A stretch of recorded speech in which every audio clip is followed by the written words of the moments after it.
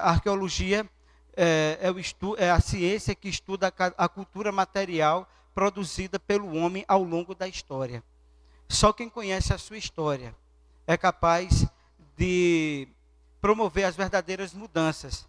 E a mudança começa por você mesmo e depois as outras pessoas serão também transformadas. O mundo está precisando de que nós façamos uma revolução. Até o Papa disse, né? O Papa Francisco, quando esteve aí no Brasil, disse: jovens, façam a revolução. E o mundo está precisando de uma revolução. Quebrarmos paradigmas e construirmos uma sociedade melhor, né? É possível a partir do momento em que nós conhecemos as nossas origens, conhecemos a nossa vida e, acima de tudo, quando nós nos propomos a entendermos que nós temos um ser superior, né? Que está no controle de todas as coisas. E se você não acredita em Deus, mas portanto que você faça alguma coisa para que a sociedade ela seja melhor. Então aqui nós temos o curso do Daniel Sotelo, Arqueologia Bíblica. Nós temos aqui o Walter Kaiser Jr., Documentos do Antigo Testamento. É um livro interessante. O Walter Kaiser, ele é um bom historiador da Bíblia. Esse aqui, Pedras que Clamam, do Randall Price. Esse aqui, História de Israel do Antigo Testamento, né? Não sei se você conhece, do Samuel Schutz. É Rodrigo Silva, esse aqui, Escavando a Verdade. Esse livro aqui é interessante. Aqui, a versão babilônica sobre o dilúvio e a epopeia de Gilgamesh. Aqui um dos livros mais interessantes que nós temos, O Irmão de Jesus, a sensacional história e o sentido da primeira descoberta arqueológica referente a Jesus e sua família. Esse livro é muito interessante, uma das maiores descobertas arqueológicas de todos os tempos, que confirma a historicidade da existência de Jesus. Esse aqui, Fontes Históricas. Esse livro aqui são 2 volumes, um da capa verde, não é, que fala sobre as fontes históricas, mas esse aqui fala sobre as fontes materiais, que é exatamente voltado exatamente a arqueologia e as fontes materiais. A Incrível História da Bíblia é um livro interessante, pequeno, resumido, fácil de entender, mas que eu tenho certeza que vai ajudar a compreender. Esse livro aqui é baratinho, um livro bom. O Fator Melquisedeque, o Testemunho de Deus nas culturas por todo o mundo, de Don Richardson. Don Richardson lançou um outro livro recentemente, inclusive ele lançou lá em Campina Grande. Quem puder comprar também esse livro que eu vou dizer agora, além desse aqui, é O Totem da Paz. Tá certo? É um livro muito bom, tá certo? Do mesmo autor. Esse aqui, O que Jesus disse e o que Jesus não disse. Quem mudou a Bíblia e por quê? A Pré-História do Sexo. Esse aqui, quem quiser entender a história da sexualidade humana. E esse aqui do André Pruz, O Brasil antes dos brasileiros, a pré-história do nosso país. Muitas das coisas que eu falei também são registradas por André Pruz, né, que é um grande pré-historiador, um grande arqueólogo aqui que nós temos no Brasil. Não brasileiro, mas produz sobre o Brasil, né? Então, no primeiro momento, nós vamos tentar conceituar um pouco de arqueologia e depois nós vamos tentar passar para vocês a história da arqueologia bíblica, não é, para que assim nós possamos entender como essa ciência chegou até os nossos dias. Eu acho que uma coisa interessante para um arqueólogo, para um pesquisador, para um estudioso, é a curiosidade, né? A curiosidade, ela é fundamental, porque a partir dela você começa a ver as coisas por um prisma diferente. Agora, você não pode ser também curioso de forma exacerbada, né? Existe, tudo tem um limite. Eu acho que talvez seja do conhecimento de vocês a história de um homem, a Sebastião Comenésio, que tinha ocorrido um acidente e ele tentava de todas as formas, tinha muita gente aglomerado ali em torno daquele acidente. E aquele homem, desesperado, com a curiosidade, ele tentava abrir aquela parede humana que tinha ali, ele não conseguia. Ele ia para um lado de muita gente, por outro lado tinha muita gente. E ele ficou desesperado. Você sabe, o curioso, ele tem que matar a curiosidade dele, não é verdade? Então ele tentava, isso quase 1 hora, ele tentando entrar no meio, naquele tumulto, não conseguia. Qual foi a estratégia que ele disse? Olha, quem está aí é meu parente, saiam para que eu possa ver. O povo começou a sair do meio. Quando ele chegou, era um jumento morto, né? Entendeu? Então, a curiosidade ela é importante, mas você não pode também se exceder na curiosidade, não é? Então, a curiosidade vai despertar a gente. A arqueologia não tem muita coisa a ver com relação àqueles filmes de Indiana Jones, esses filmes sensacionalistas que nós temos aí, não é? Mas a arqueologia ela desperta a nossa curiosidade. O que é arqueologia? Primeiro, eu queria ver com vocês essa frase. Vamos ler juntos o que é que diz aqui? Ninguém pode o quê? Apagar-se da memória dos homens. Fatos o quê? Acontecidos. Ninguém pode apagar da memória dos homens os fatos o quê? Acontecidos. Em algum lugar desse mundo está registrado aquilo que o homem produziu ao longo da história. E tudo que nós produzimos, um dia vai para o lixo, um dia vai para algum lugar. Então, se você quiser conhecer aquilo que foi produzido pelo homem ao longo da história, né, quem vai nos revelar isso é a arqueologia. E para que você possa compreender esses fatos, eles estão registrados em um arquivo, que nós chamamos na arqueologia dos arquivos da terra. E para você encontrar tudo isso, você tem que fazer 3 coisas. Eu digo sempre para os meus alunos do curso de arqueologia. A primeira é escavar, a segunda é escavar e a terceira é escavar. Qual é a primeira coisa? A segunda coisa? A terceira coisa? Escavar. Certo? A escavação arqueológica que poderá nos possibilitar a conhecermos os arquivos da terra, a verdadeira história da humanidade. Então, continuando ao conceito, a terminologia arqueologia vem do grego, sendo a junção de 2 palavras, arcaios, antigos, mais logos, estudos. Então, seria arqueologia o estudo das coisas o quê? O estudo das coisas antigas. É evidentemente que o conceito de arqueologia ele se amplia, porque na arqueologia hoje você não estuda apenas as coisas antigas, e nós iremos perceber isso também. Atualmente o conceito foi ampliado para as ciências que estudam as sociedades atuais, ou do passado, através de sua cultura material, através dos objetos e vestígios materiais deixados por um determinado grupo humano. Então, um determinado grupo humano deixou registrado na terra, por onde ele passou, a sua passagem. Não é isso? Então, para que você saiba o que deixou registrado na terra, você tem que fazer 3 coisas. Quais são as 3 coisas? Escavar, escavar e escavar. Não existe outro caminho. Outro aspecto importante, a Terezinha Franco, ela coloca o seguinte: a arqueologia apresenta como principal objetivo a reconstituição das culturas humanas, a partir de teorias, métodos e técnicas específicas. É a cultura humana que tentamos reconstruir e interpretar. Então, o que seria a arqueologia? A cultura humana que nós tentamos interpretar através dos arquivos da terra. Então, lá na terra, enterrado, está uma verdadeira enciclopédia que conta a história da vida humana através dos tempos. Nesse sentido, como ela diz também, o que é que nós precisamos entender? O que é que nós precisamos entender? Nós precisamos entender que a arqueologia, nesse sentido, como ciência que estuda o passado da humanidade, você quando vai fazer uma escavação, você não vai fazer de forma aleatória. Você não vai chegar e pegar uma enxada, pegar uma pá, pegar uma carroça, uma peneira e escavar de todo jeito. Isso precisa de quê? De um método, né? Precisa de técnica para você fazer isso.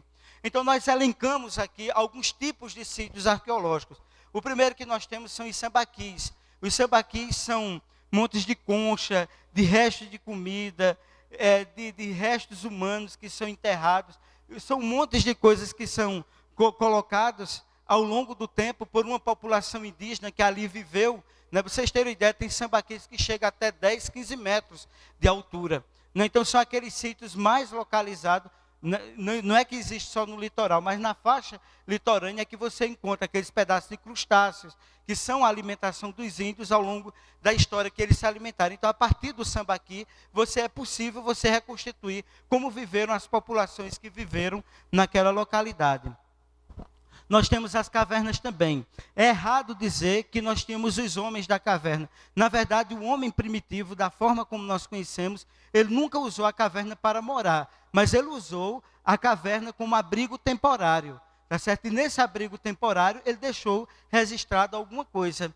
Ok? Então, nós também temos esse tipo de sítio arqueológico, são as cavernas, e aquilo que o homem produziu. Os poços mortuários. Então, você tem cemitérios indígenas, e esses cemitérios indígenas, eles são interessantes porque a arqueologia mortuária está crescendo muito, não é, ultimamente. Algumas comunidades, eles faziam 2 tipos de sepultamento. O sepultamento primário e o sepultamento secundário.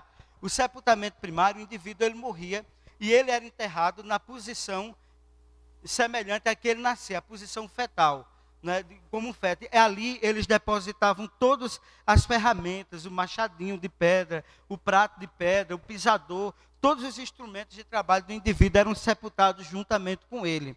Depois, com algum tempo, eles retiravam aqueles ossos e faziam o sepultamento secundário. Algumas comunidades, eles também, eles pintavam aquele osso e depois eles sepultavam, né? Sepultavam numa urna funerária chamada igaçaba. Entendeu? Eles sepultavam ali, faziam o sepultamento secundário. Nós já encontramos lá na Paraíba sepultamentos dessa natureza em urnas funerárias. Em outras comunidades eles cremavam os mortos, outras eles praticavam antropofagismo. Agora, não devemos confundir, na arqueologia fica muito claro, o antropofagismo com o canibalismo. São 2 coisas distintas. Existe o canibalismo e o antropofagismo. O antropofagismo é comer carne humana como forma ritualística, através de um ritual. Por exemplo, uma pessoa, uma virgem era escolhida num período seco, então ela era sacrificada, para oferecer o quê? Aos deuses como presente para que ele pudesse favorecer, entenderam, aquela comunidade. Em outras comunidades, o guerreiro, quando ele morria, adversário, né, ou mesmo, alguns comiam adversário. Por quê? Porque aquele guerreiro adversário, eles iam absorver a força daquele indivíduo. Outros grupos, eles comiam aqueles guerreiros mais fortes que eles tinham na comunidade. Então, cortavam a cabeça, uma parte do grupo comia o corpo dele, e a outra parte, a família, ia comer a cabeça, o cérebro, entendeu? Então, nós temos sepultamento dessa natureza. O canibalismo é diferente do antropofagismo. No antropofagismo, eles comiam, como os astecas, os maias e tantas outras comunidades, como uma forma de ritualístico, entendeu? Agora, o canibalismo não, é a alimentação da carne humana, como os índios caetés, né, que comiam carne humana para sobreviver. O antropofagismo não come carne humana para sobreviver. Está bem claro isso aí? Está bem claro essa questão? Bom, então esses poços mortuários estão cheios. E entre os Yanomamis, né, entre os Yanomamis, o que é que ele faz? Uma pessoa morre, quando a pessoa morre, ele é botado num cesto e pendurado numa árvore. Com aproximadamente 3 semanas, ele é retirado. Alguém é escolhido da comunidade para separar a carne e o osso. Aquele osso ele é triturado. Eles fazem uma vitamina de banana e eles tomam aquela vitamina de banana e ali eles vão chorar aquele morto. E ele vai fazer para sempre parte da memória. Isso é um símbolo, né? Que ele vai fazer para sempre parte da memória daquele grupo. Entenderam? Ficou bem claro isso aí?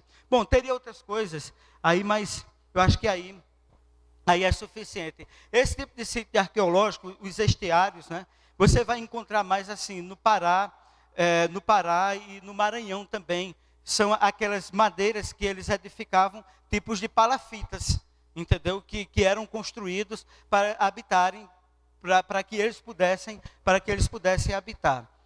Nós temos os sítios líticos. O que seriam os sítios líticos? Seriam os sítios arqueológicos onde existiam indústrias líticas, onde eles produziam. Lá na Paraíba nós temos algumas localidades que temos esse tipo de sítio. Eles levavam material de um lugar para o outro e ali eles iam produzir a machadinha de pedra, o pisador, o prato, a ponta de flecha, etc. Era tudo produzido nesse tipo de sítio chamado o sítio de materiais líticos.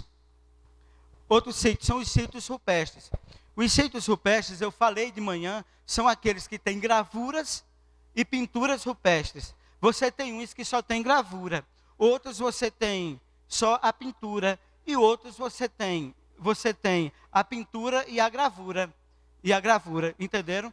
Então, a pintura e a gravura rupestre, eles têm técnicas distintas cada um tem a sua técnica de produção. E existe um debate muito profundo sobre a questão da gravura rupestre.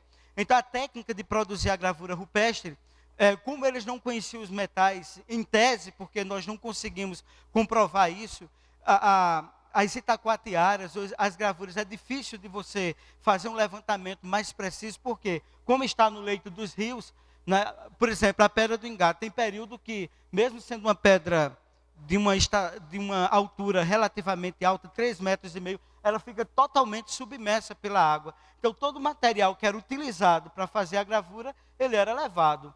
Então, qual era a técnica? Provavelmente, pedra sobre pedra. Eles iam fazendo a ranhura na pedra e depois eles iam polindo com madeira, água, osso e pedra. Eles iam fazendo. Mas é uma coisa tão bem feita, tão precisa, que você pensa que eles usavam uma máquina laser, alguma coisa dessa natureza. Por isso que alguns até dizem que foram aqueles amigos de Enésio, os extraterrestres que fizeram. Né? Mas não foram. Né? Foram os índios cariris quem produziram. A pintura é do jeito que eu disse, a pintura rupestre. A pintura rupestre era óxido de ferro, leite de figueira, água e ovo, clara de ovo, que era o fixador. Alguns usavam também urucum, outros usavam sangue humano também para fazer essas pinturas, ok? Então, isso nós chamamos de sítios rupestres. Os sítios cerâmicos, né? A cerâmica é muito importante, porque ela vai abrir perspectiva para o ser humano, para quê, as razões que ele vai utilizar a cerâmica, para depositar comida, depositar água, para fazer o enterramento. Então, tem uma área na arqueologia exclusivamente para estudar esse tipo de sítio arqueológico. O sítio cerimonial, não é? Onde ali era como se fosse, era utilizado para eles fazerem os cerimoniais dele. Não é? Ele não é o mesmo sítio de enterramento que nós falamos ali, de mortuário, mas ele era onde eles adoravam as forças da natureza. Então, alguns que estudam também pelo registro rupestre esse tipo de sítio. O sítio colonial, devido, hoje está crescendo muito essa área da arqueologia, as igrejas, os templos, esses casarões medievais existentes, que faz parte da história brasileira. Nós podemos estar muita coisa subterrada e a terra pode aflorar muito desses casarões, alicerces, que são deixados ou que foram deixados ao longo da história. Então, a arqueologia colonial cuidaria disso aí. Os sítios neo-brasileiros. Aí você vai no Mato Grosso, você vai na região norte, e você encontra muitas comunidades que estão produzindo alguma coisa que são extremamente interessantes. A cultura marajoara é belíssima. E se você tiver a oportunidade de ir no Museu Nacional do Rio, você vai conhecer isso aí. O que é produzido recente após a chegada dos portugueses aqui na nossa região. Bom, então o sítio oficina, né? Também existia esse tipo de sítio, onde ali era uma oficina, onde eles ensinavam de uns para os outros, né, sobre aquilo que eles deveriam produzir quando adultos. Bom, ficou claro? Deu para ter uma visão assim dos principais tipos de sítio arqueológico? Entendido? Beleza? Tá ok? A arqueologia, alguns dizem que é a ciência que estuda o passado. Mas a arqueologia não estuda só o passado, ela estuda também o presente. Tem um ramo da arqueologia que está estudando o presente também. Não é? Ela pode estudar a origem, estudo de materiais antigos, descobertas através de investigações, pesquisa. Não se pode fazer arqueologia sem a recuperação desses materiais, a busca da identificação e da identidade desses materiais, relatos esquecidos do passado, relação da antiguidade com o presente, evidências, podemos encontrar evidências da criação. Por exemplo, eu fiz uma série de palestras lá na universidade onde eu ensino, né? Eu dei em média 15 a 20 palestras sobre, é possível a arqueologia, a literatura, a cultura mundial apresentar evidências sobre a existência de Adão, né? Então foi um desafio. Então nós fizemos um debate profundo lá na universidade e graças a Deus nós chegamos a um contento de que nós temos raízes históricas, culturais, arqueológica e literária que nos mostram, que nos comprovam a existência de Adão. Não é interessante isso, né? Então, ela pode nos oferecer também evidências da criação. Então, a arqueologia, em tese, seria o estudo da cultura material deixada pelo homem ao longo da história. Ao longo da história da humanidade, o homem deixou alguma coisa, está registrado. Um grande pré-historiador, André Leroy Gorham, no livro Caçadores da Pré-História, ele fala dos arquivos da Terra. Ele fala que essa Terra é uma imensa enciclopédia que está contado a história do homem ao longo da sua história. Em dois movimentos que ele mostra ali, de mostrar e encobrir, de erosão e sedimentação. Então, tudo que o homem produziu, né, erodiu e sedimentou, está encoberto, está em algum lugar. E só através de 3 coisas é que nós podemos encontrar. Quais são as 3 coisas? Escavar, escavar e escavar. Procure os arquivos da terra e nós iremos encontrar evidências da cultura material deixada pelo homem ao longo da sua história. Está entendendo? Os campos de estudos da pré-história. Então, nós temos, da arqueologia, nós temos arqueologia pré-histórica e nós temos arqueologia histórica. A arqueologia pré-histórica, que estudaria os primórdios da história da humanidade até o aparecimento da escrita, né? Ou seja, as culturas ágrafas, e você estudaria a proto-história através da arqueologia histórica, que seria a partir da escrita. Entenderam? Antes e depois da escrita, seria o marco. Mas esse debate ele é extremamente hoje já discutido. Por quê? No período vitoriano, acho que foi Enésio que falou sobre o período vitoriano, onde se tentava exaltar a importância e a influência de determinados estados, né? O próprio darwinismo biológico, né, que se transformou num darwinismo social, né, em que mostrava que algumas raças eram superiores a outras. Isso justificou a dominação do continente africano, do continente asiático. Você tem a Alemanha entre guerras, foi uma das que mais promoveu o estudo da arqueologia, né? No período de Hitler, 24 cursos de arqueologia pré-histórica foram abertos nas universidades na Alemanha. Vocês verificaram a importância. Napoleão Bonaparte investiu muito nessa parte de arqueologia. A gente vai ver isso um pouco mais tarde. Adolf Hitler, ele investiu muito, porque esses estados tinham como objetivo de mostrar que eles eram os detentores da história mundial, né? Tanto Napoleão Bonaparte como Hitler. Impressionante isso aí. Se o mundo tem uma ojeriza muito grande, com razões de natureza histórica, é preciso ter, por todos os abusos, e todos os crimes que foram cometidos por Hitler e seus asseclas, mas também a história mundial deve muito ao nazismo do ponto de vista da evolução da ciência. É isso, Marcos? Da ciência avançou muito. Muitos cientistas saíram da Alemanha e foram para os Estados Unidos. Isso deu um impulso muito forte à questão das ciências no mundo todo. E a arqueologia ela deve muito a esses indivíduos. Por quê? Porque a arqueologia também foi uma ciência, um instrumento nas mãos do poder para subjugar estados, subjugar nações, porque eles se entendiam como detentores da história mundial. Então, quais são os 2 campos de estudos da arqueologia? Vamos ali comigo. A arqueologia o quê? Pré-histórica e a arqueologia o quê? A arqueologia histórica. Bom, arqueologia histórica. O que é que você estuda na arqueologia histórica? Nós podemos também chamar de uma arqueologia temática, né? A arqueologia clássica. Você estuda Grécia e Roma e a importância que esses dois povos eles têm sobre a cultura ocidental. Roma e Grécia, ou Grécia e Roma.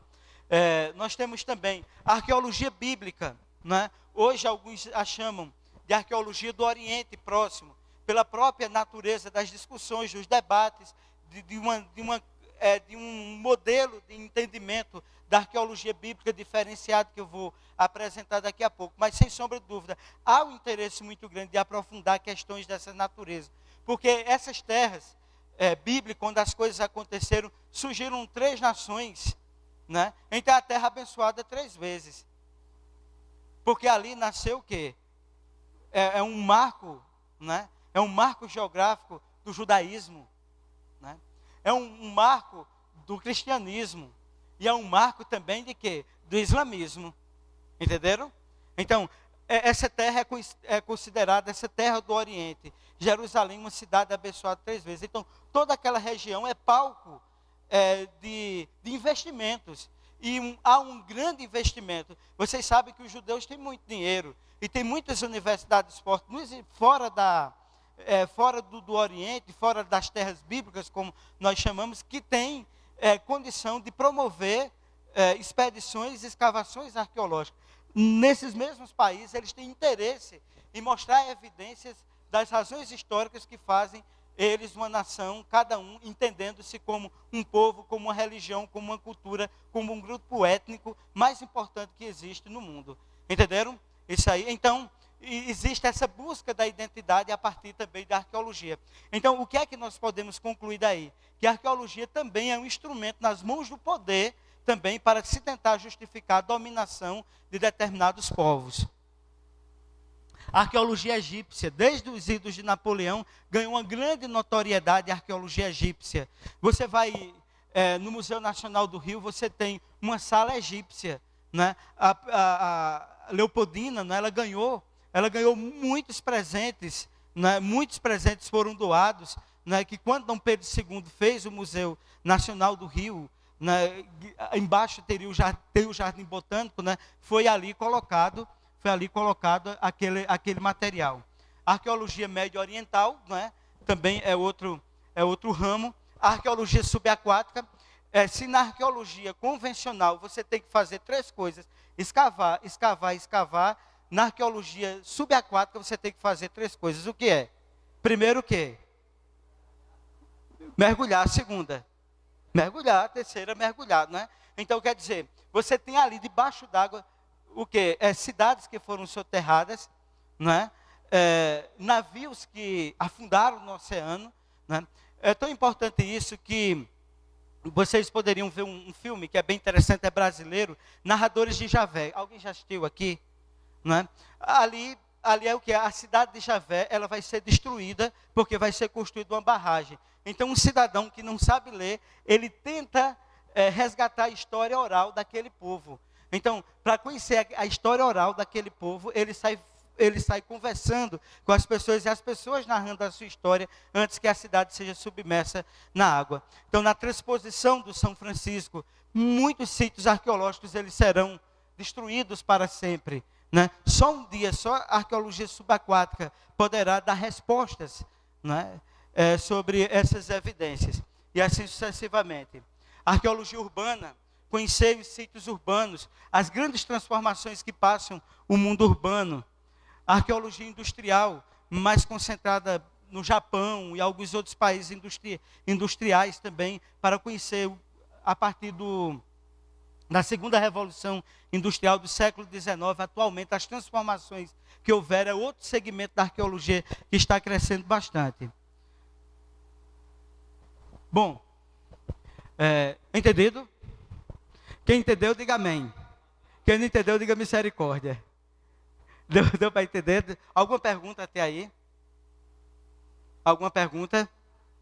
Você acha que isso fez com que uma parte da história mundial se voltasse bastante para esses países? Ah, sim, porque vai se voltar, até porque, se você pega do ponto de vista do conteúdo que eu ensino na história, os principais teóricos da historiografia vêm da França. Michel Foucault, outros educadores como Bourdieu, tantos outros pensadores que influenciam a escola historiográfica brasileira vem da França. A escola francesa tem uma importância muito forte. A Revolução Francesa teve uma importância muito forte nos ideais da independência, nos ideais. Depois veio o positivismo de Augusto Comte, teve uma importância fundamental na formatação da República do Brasil. Então, a França tem uma importância fortíssima. Então, eles têm uma importância. Então, todos os eventos que você pensa da história, é tudo voltado pela visão eurocêntrica.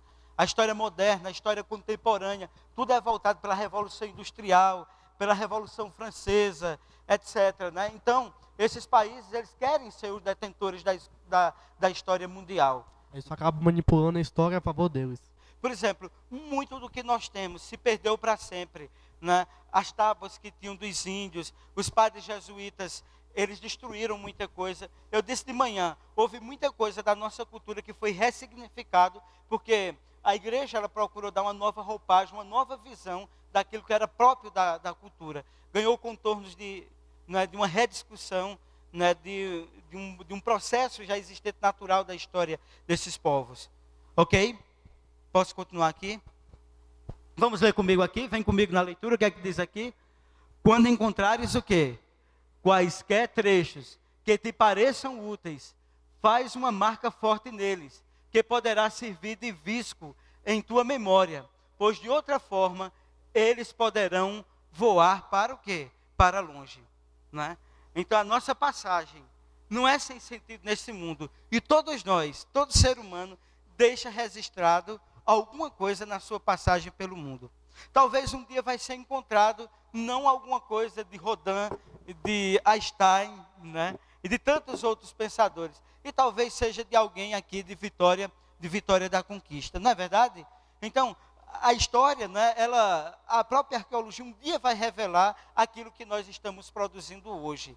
Aquilo que foi produzido no passado está registrado em algum canto. André Leroy Gourra, como eu disse, ele disse, procurem nos arquivos da terra. Ali está a enciclopédia, ali está a verdadeira história dos povos. Agora, só que o que nós temos enterrado, a arqueologia não desvendou de 100%, nem 1% da história mundial. Entenderam? É muita coisa que nós não conseguimos ainda desvendar. Ok? Feita essa visão, a gente agora precisa entrar na parte da arqueologia bíblica, né? Fazer aqui Eu tenho quanto tempo ainda? Dentro do tempo eu posso Eu tenho 25 minutos. Então eu não vou usar aqui, eu posso usar aqui para a gente fazer um chavão, um resumo da arqueologia bíblica, né? Que é um dos campos de estudos da arqueologia. O que é que eu faço lá na universidade, né? Quando eu dou o curso de arqueologia do Oriente Próximo, por que é que eu faço duas coisas? Primeiro, eu tenho estudo sobre as raízes históricas, culturais e arqueológicas de Adão, certo? Eu dou um outro tema, a pré-história na perspectiva criacionista, e eu apresento um outro tema, que é exatamente qual é a pesquisa que eu fiz. Então, a pesquisa que eu fiz para ligar o Oriente ao Brasil é exatamente o quê? O ensinamento de Sumé ligado com a Itacoatiara do Igá e com a cultura mundial sobre o dilúvio. Certo? Então, nós abordamos esses temas aí. Qual é a importância da arqueologia bíblica? Quando ela começou? Né? O marco da arqueologia bíblica foi no século III, século IV. Quando Constantino ele se converteu ao cristianismo, o imperador romano. Nós sabemos que com o advento do cristianismo, o Império Romano perseguiu muitos cristãos, né? E tá aqui, isso. Houve uma grande perseguição. E Constantino ele se converte ao cristianismo como estratégia para o quê? Para dominar. Já que eu não posso vencer, eu vou o quê? Me unir a ele. E então Constantino precisava dar razão à sua à fé que ele tinha abraçado, né? Ele precisava dar razão a isso. A mãe dele, Santa Helena, ela também se converte ao cristianismo. E é feito um grande investimento, o Constantino ele chama Eusébio de Cesareia, que era um historiador, e todo bom imperador, ele tinha um historiador do lado dele, que era um indivíduo que era o formador de opinião. Então, Eusébio de Cesareia foi historiador que formatou toda aquela expedição que seria realizada nas terras bíblicas, porque Constantino queria dar razão à fé que ele tinha abraçado, queria provar que verdadeiramente ele se converteu. Mesmo já numa idade avançada, 78, 79 anos, Santa Helena ela vai no comando dessa expedição às Terras Santas. E Eusébio de Cesareia escreve um livro, o Mástico, onde nesse livro tem mais de 1000 relatos de descobertas que se atribuem a relíquias e descobertas de evidências daquilo que tinham sido narrados pela Bíblia, estavam apresentados ali naquele manual. E qual era o ponto mais importante? Quando eles chegaram lá, eles encontraram um lugar mal cheiroso, né? E naquele lugar, eles encontraram pedaços da cruz, ou seja, pedaços de madeiras, que eles atribuíam como se fosse o pedaço da cruz de Cristo, ou das três, né? Das três pessoas que foram crucificadas, das três cruzes, de quem foi crucificado ali. Seria aquela madeira ali um pedaço da cruz que Cristo foi crucificado com os dois ladrões? Então não existia, eles não tinham como adivinhar qual era a cruz de Cristo. Então Santa Helena, ela teve a ideia de trazer uma pessoa doente, né? Aquilo seria o marco de tudo, era a cruz de Cristo. Uma pessoa doente, e aquela pessoa doente, encostaram ela no primeiro pedaço de madeira, e nada aconteceu. Então aquele não seria a cruz de Cristo. Encostaram no segundo pedaço de madeira, aquilo não aconteceu nada. Terceiro pedaço de madeira, será que vai acontecer alguma coisa? Não percam as cenas do próximo capítulo, certo? Então encostaram, e milagrosamente aquela mulher ficou curada. E ali é um marco, né? Primeiro ponto da arqueologia bíblica, mais conhecida aqui como arqueologia especulativa, que ela foi marcada pela especulação, está entendendo? Em todo o investimento, a conversão do imperador Constantino, a fé que ele abraçara, Eusébio de Cesareia e Santa Helena. Então, esse primeiro momento foi um momento especulativo. Aí nós adentramos a Idade Média, e a especulação ainda ficou muito mais forte na Idade Média. Por quê? As relíquias sagradas, elas afloravam, né? O Santo Sudário, o Santo Grau e outras peças, elas foram aparecendo. E depois veio a Idade Moderna, e com ela vai, acima de tudo, aprofundando ainda mais essa especulação, porque pessoas milionárias, elas investiam em ter esses souvenirs que representavam relíquias apresentadas da historicidade da Bíblia. E era tanta coisa absurda, não é, nessa fase especulativa, que vocês nem podem imaginar. Primeira coisa que nós temos, entre tantos absurdos que nós podemos registrar, um absurdo é que tinha alguém que dizia que tinha um pouquinho do leite do peito de Maria que amamentou Jesus. Tinha um pouquinho do leite no recipiente. Uma pena da pomba do Espírito Santo. Eram coisas assim, dessa natureza. Eles tinham, Enésio, Marcos, eles tinham ossadas que davam para fazer 20 discípulos dos 12 apóstolos de Jesus, que eram os restos mortais dos apóstolos de Jesus. Martinho Lutero, ele chegou, numa das conferências dele, ele chegou a dizer, né, a dizer que tinha alguém que tinha osso de jumento, que dava para formar 200 jumentos, do jumento que Jesus entrou em Jerusalém. Né? Então, era uma fase extremamente especulativa, essa fase que nós conhecemos da arqueologia bíblica, que passou terceiro, quarto, quinto século, chegou até a Idade Média e assim por diante. Século XVII, século XVIII, a Pedra de Roseta. Napoleão Bonaparte, ele domina a Europa, ascende ao poder na França, domina a Europa e estabelece um bloqueio continental contra a Inglaterra.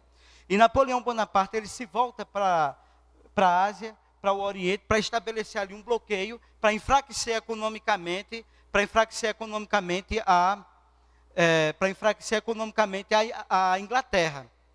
Em uma das expedições que ele mandou para a conquista do Egito, ele mandou mais de 170 pessoas, estudiosos, intelectuais, para irem até as terras bíblicas, até as terras ali do Egito, que o Egito, na verdade, ele fica no nordeste da África. Então, eles foram até a África.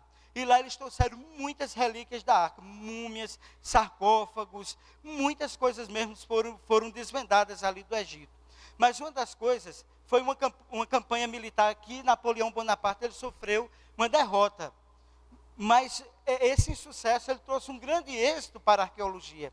Qual foi o êxito que trouxe para a arqueologia? Foi encontrada essa pedra aqui. Que pedra é essa? A pedra de Roseta. E essa pedra, ela abriu as chaves para se conhecer o passado da história da humanidade. Que passado era isso? Porque essa pedra ela era trilíngue, certo? Então ela estava escrita em grego, demótico e hieroglifos. Então, se eles conseguissem desvendar o que tinha naquela pedra, eles podiam chegar às línguas antigas e conhecer as raízes históricas dos povos ali do Oriente Médio, incluindo ali o Nordeste da África, que é o Egito. Foi Chapolin quem conseguiu dar a versão daquela pedra. Por quê? Como o grego já era uma língua bastante conhecida, eles começaram do grego, partindo para o demótico, chegando até os hieroglifos. Então eles conseguiram fazer uma leitura e abriu-se as chaves para descobrir o passado, a história da humanidade. Daí é que você poderia, a partir disso aí, fazer a leitura dos tabletes, das escritas, dos hieroglifos, das escritas cuneiformes, de todas essas escritas antigas, era possível fazer a partir disso aí. Então, a Pedra de Roseta, ela foi um marco em uma outra visão, em uma outra perspectiva da arqueologia bíblica. E depois, a partir disso aí, o Eduardo Robson, ele foi para as terras do Egito, as terras da Palestina, e ele conseguiu fazer descobertas como a escadaria de Robson, né, que era o lugar que dava acesso ao templo. Ele conseguiu descobrir, outras descobertas vieram e foi se dando um caráter muito mais científico ao que nós chamamos de arqueologia bíblica. E nesse contexto aparece um cidadão chamado Albright. Albright tinha mais de 30 doutorados, muitos dele em honoris causa, e ele foi um arqueólogo que ele percebeu, mesmo não sendo cristão, que tudo aquilo que dizia na Bíblia eram evidências históricas. Então, o que norteava a arqueologia até aí, até a década de 70 do século XX, era exatamente aquilo que Albright ele escrevia. O Paulo Emílio Botta também foi fundamental nesse processo, né? E descobertas elas iam acontecendo, iam cada vez mais comprovando a historicidade da Bíblia. O que foi que aconteceu? Na década de 70, a partir da década de 70, uma outra escola, com a morte de Albright, uma outra escola ela vai surgir, que é a escola minimalista. Veja bem, a escola de Albright era maximinalista. O que é que dizia? Eles diziam da importância da historicidade da Bíblia. E os minimalistas, eles diminuíam a importância da historicidade da Bíblia, onde um dos principais teóricos dessa escola foi Wittgenstein. Então, o que é que ele coloca nesse processo? Que os textos bíblicos, eles não têm importância no registro histórico. Então, a vida de Jesus, dos apóstolos, dos patriarcas, tudo isso, a visão bíblica era uma visão mitológica. Então, portanto, a Bíblia ela é diminuída na sua importância histórica. Então, o que é que acontece hoje? A partir da década de 70, abre dois campos. O campo que vai maximizar o estudo da Bíblia, né, a sua importância histórica, e o outro campo que vai minimizar a importância da Bíblia dentro do campo histórico. Mas o que é que tem acontecido, né?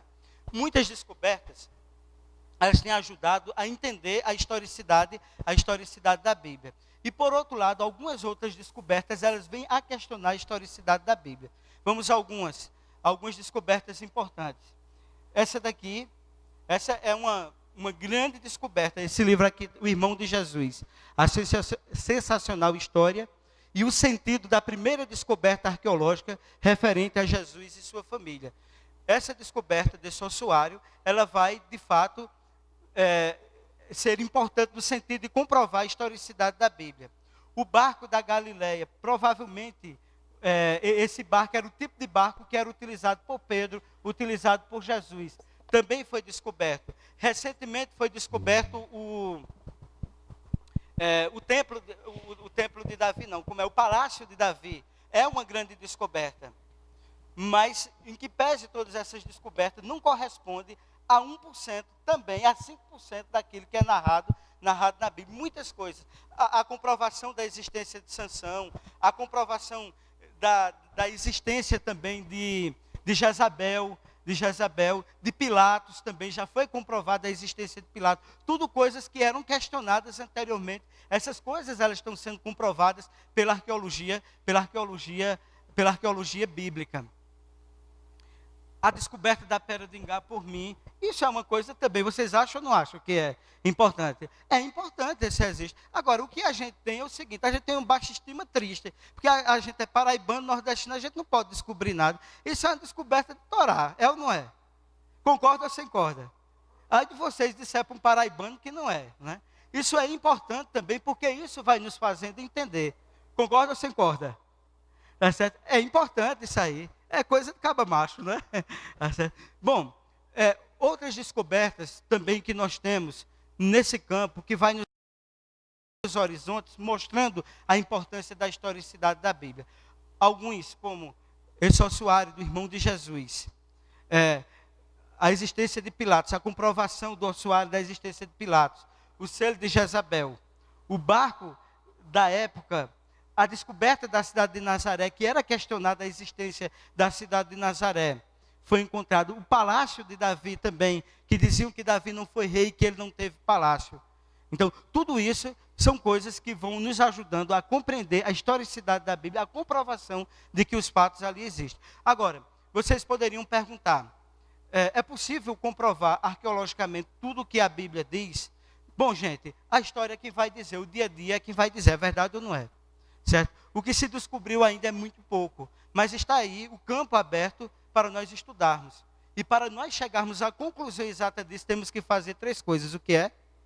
Escavar, escavar e escavar. Nós iremos descobrir verdadeiramente coisas interessantes. O que não foi descoberto? A fase especulativa, Marcos, não acabou. Existem alguns sites que têm demonstrado algumas fraudes. O site de White, um cidadão que é dentista, que se autodenominou de arqueólogo, ele disse que encontrou o caminho do Mar Vermelho, por onde os judeus passaram, né, o povo hebreu passou, entendeu? Ali no Mar Vermelho, disse que encontrou as rodas da carruagem de Faraó. Aquilo é fraude, pessoal. Tudo isso que tem cabeças de crânios enormes, quem já viu isso aqui na mídia? Essas coisas, isso não é uma boa arqueologia, só reforça a parte especulativa e reforça ainda mais para que os críticos, abram espaço para crítica à historicidade da Bíblia, aos arqueólogos bíblicos sérios. Entenderam? A questão, gente, não foi encontrado por nenhum arqueólogo sério, nenhum pedacinho, nenhum taquinho, como a gente diz na Paraíba, da Arca de Noé. Isso não existe também. O próprio White, ele diz que ali no lugar onde Jesus foi crucificado, se escavar ali, ele diz que escavou e encontrou a Arca da Aliança, que é o maior enigma da arqueologia, né? A descoberta da Arca da Aliança. Ele diz que quando o sangue de Jesus ali foi derramado, a arca estava assim porque no ritual do santuário, no dia da expiação, Yom Kippur, né, o sumo sacerdote ele entrava no lugar santíssimo, onde estava a Arca da Aliança, e na Arca da Aliança tinha o propiciatório, uma tampa que tinha 2 querubins, e dentro daquela tampa tinha a tábua com os 10 mandamentos, né? E era aspergido o sangue naquele lugar, naquele dia da expiação pelo sumo sacerdote. Então ele disse que no dia que Jesus foi crucificado, aquilo ali chama espiar, tirar o pecado. O sangue de Jesus Cristo ultrapassou o chão, veja bem, e chegou até a Arca da Aliança. Isso não é uma boa arqueologia, isso é mentira, isso é fraude, isso não existe, tá certo? Isso não existe.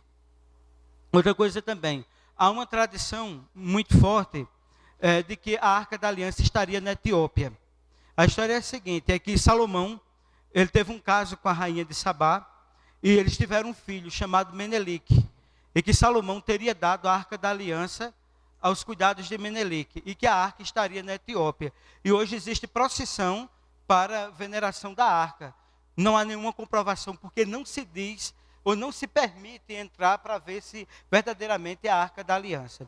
Então, esse enigma ainda está em stand-by, não foi, vamos dizer assim, não foi ainda revelado. Assim, não se pesquisou e encontrou a Arca de Noé, nem a Arca da Aliança, e, portanto, muitos outros eventos que são narrados pela Bíblia. O que é que nós poderíamos dizer para concluir? A historicidade da Bíblia, a arqueologia está comprovando. Em que pese todos os críticos que se levantam contra essas evidências que são apresentadas. E o que nós poderíamos dizer mais? Eu, no meu trabalho, enquanto historiador, Como pesquisador, coordeno um núcleo de estudos pré-históricos da universidade, eu tenho um dever, uma responsabilidade muito grande, até porque eu sou professor de uma das disciplinas mais complexas do curso para a fé que eu professo, que é exatamente para a história. Concorda ou sem corda? Né? Mas eu faço disso a minha paixão e o meu desafio, para que a minha profissão, na minha profissão, eu não abra mão das convicções que eu tenho, mas que, acima de tudo, quando eu apresento os hominídeos, eu apresento como a ciência mundial, ela mostra as evidências arqueológicas, eu procuro colocar isso de uma forma muito crítica, mostrando, como diz um pré-historiador, que a pré-história, da forma que ela é narrada, da forma que ela é apresentada, ela é especulativa. Da forma como ela é apresentada, ela é imaginária. E que, portanto, outras possibilidades nós podemos abrir ao estudarmos a pré-história, ao estudarmos a arqueologia. Eu penso que, estudando arqueologia bíblica, que fazendo arqueologia bíblica, né, nós podemos abrir a mente da nossa juventude, abrir a mente do nosso povo, para que compreendam a historicidade da Bíblia, e assim nós possamos entender, né, de que a Bíblia realmente, ela não é um livro científico, mas aquilo que a ciência estuda, aquilo que a ciência revela, pode chegar a conclusões daquilo que está apresentado na narração bíblica. Para mim é uma fonte histórica inesgotável. E por isso que esse é o meu desafio, esse é o nosso trabalho, de forma rápida, a apresentar para vocês. Um beijo no coração, estamos dispostos a ir prontos para enfrentarmos um debate. Né? Se eu não souber alguma coisa, eu tenho a Nésia e tenho o Marcos aí para me ajudar nas perguntas que forem elaboradas. Um cheiro bem grande no caroço do olho e no coração de vocês.